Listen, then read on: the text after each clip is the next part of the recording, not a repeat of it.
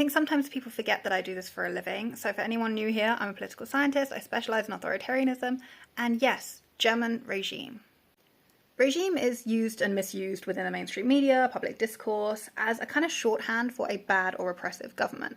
It's not only incorrect, it is dangerous, because if we cannot identify a regime, the center of political power in a country, we cannot hold that power accountable. A regime is more than just a government. A regime covers the sitting government, but also every political party involved in a multi-party system. It includes the electoral law that governs that system. How are those parties allowed to act and why? How are those parties allowed to get elected and why?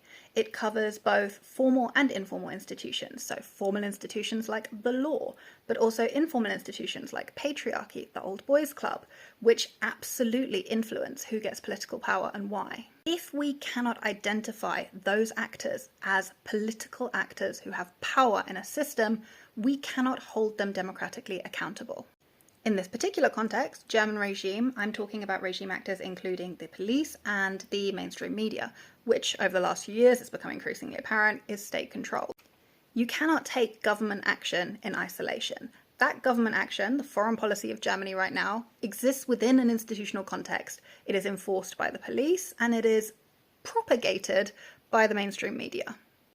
However, the police, the mainstream media, the government, they're not the only actors within the regime. The court system is also a part of the regime, and it is the court's job to hold other regime actors accountable. And there has been some success lately. There were cases where the judicial system, the courts, have held the police accountable for overreach, for repression.